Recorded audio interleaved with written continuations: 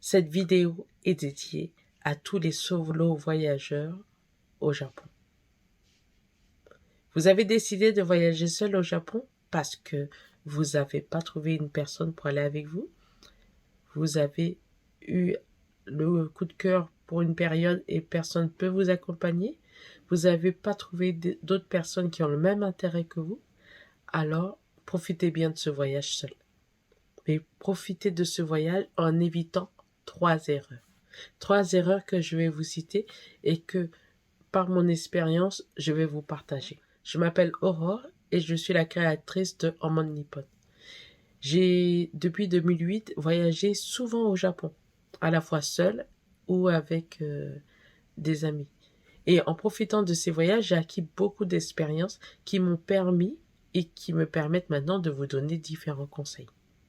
Je n'ai pas visité que le Japon et en tant que voyageuse, parfois seule dans différents pays, je vais vous donner 3 conseils qui s'appliquent au Japon, mais qui peuvent aussi s'appliquer ailleurs. Je vous en avais déjà mentionné certaines dans cette vidéo, entre les avantages à voyager seul ou pas. Mais là, je vais appuyer sur 3 erreurs. 3 erreurs qui font qu'un voyage peut changer du tout au tout, et parfois même avant de commencer. Alors, la première erreur que je vais vous mentionner, c'est le fait d'oublier que c'est vous qui avez tout préparé seul. Bon, des fois, le seul n'est pas vrai. Vous avez préparé avec tout le monde autour de vous. Mais ça ne change rien à la chose. À la fin, c'est vous qui faites ce voyage. Alors, faites une checklist. Je vous recommande de faire une checklist pour que vous puissiez vous rappeler tout ce que vous devez emporter. Oui, tout ce que vous devez emporter. Tout ce que vous devez faire avant de prendre l'avion. Tout ce que vous devez faire sur place pour ne rien oublier. Pourquoi je vous dis ça? Parce que la seule personne qui pourra vous aider, c'est vous. Et si, par exemple, vous avez oublié un document et que vous avez besoin de le retirer, ça va vous faire une dépense supplémentaire parce que vous devez trouver l'endroit idéal pour pouvoir faire cette information. Et là, ça va prendre un peu plus de temps parce que vous devez chercher cette information. Mais vous inquiétez pas. Si vous vous rappelez que c'est vous qui devez tout faire et ne pas oublier de faire, que ce soit avant ou pendant votre voyage, ça ira, parce que vous serez préparé. La deuxième chose, la deuxième erreur à éviter, c'est de penser que quelqu'un d'autre va décider pour vous. Vous êtes seul. Vous devez prendre vos propres décisions et assumer ce qui vont avec. Donc, si vous décidez, par exemple, un jour de pluie, de zapper la sortie au parc parce que il pleut, ce n'est pas grave. Votre journée n'est pas gâchée. Vous pouvez faire autre chose parce que le Japon a beaucoup de choses à voir et à découvrir. Alors, il faut en profiter. Il faut en profiter parce que c'est vous qui faites le voyage. Donc, si vous avez besoin de visiter autre chose parce que la situation a changé, c'est pas la fin du monde. Même si vous avez dit à votre famille ou à d'autres personnes, oui, moi je vais visiter tel ou tel endroit, ce n'est pas grave. Parce que c'est vous qui êtes sur place. N'allez pas gâcher votre plaisir. Vous pouvez le faire un autre jour. Vous pouvez le faire d'une autre manière.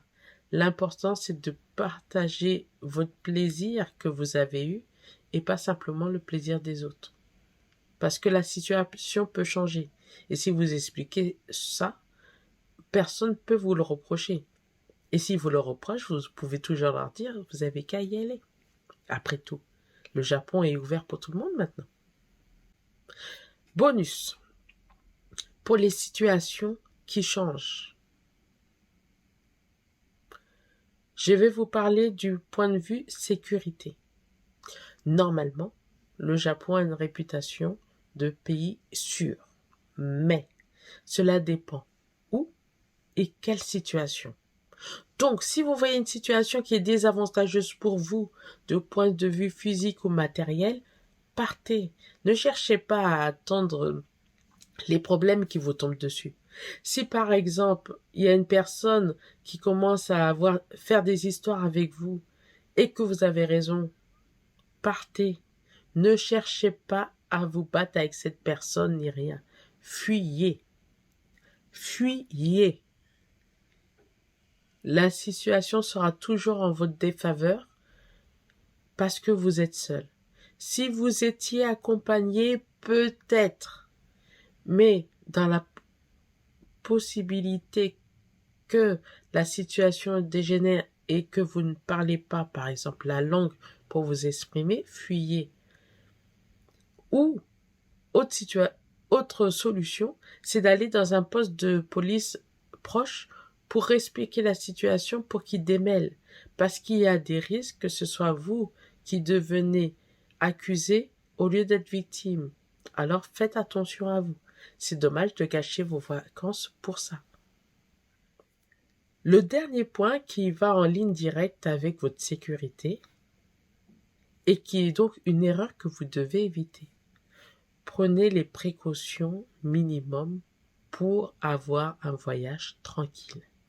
En tant que solo voyageur, vous devez penser à tout, comme je vous dis dans le premier point. Mais quand vous êtes sur place, vous devez prendre vos précautions. N'oubliez pas de prendre vos précautions. Que ce soit pour l'argent, ayez plusieurs cartes. Pas obligatoirement sur vous, mais ayez plusieurs cartes. Ayez aussi de l'argent liquide, au cas où c'est plus difficile de trouver un distributeur. Ayez vos papiers sur vous, ou au moins une copie des papiers, même si je recommande plus avoir le papier pour si vous avez besoin de réduction. Mais ça, c'est le point d'une autre vidéo. Pour pouvoir justifier de votre identité, de votre statut, ou même de profiter de certaines réductions du fait que vous ayez un passeport étranger. Prenez vos précautions, que ce soit pour les bonnes choses, que ce soit pour les situations délicates. Prenez vos précautions. Et avec ça, en faisant pas les 3 erreurs que je vous ai mentionnées, vous allez pouvoir profiter de ce voyage. Ce voyage que vous avez fait seul. Et si d'autres personnes ont décidé aussi de voyager seules ou de suivre ces conseils qui peuvent être appliqués même si vous êtes en groupe ou dans un autre pays, n'hésitez pas à partager cette vidéo. Et si vous avez d'autres questions qui demandent une autre réflexion ou voire même une réponse en vidéo, n'hésitez pas à le mettre en commentaire. J'y répondrai. D'une manière ou d'une autre, je vous ferai parvenir le message. Bien que le plus simple, ce serait de vous abonner. Comme ça, vous saurez quand la réponse viendra en vidéo. Et sur ce, je vous dis, osaki ni itekimasu.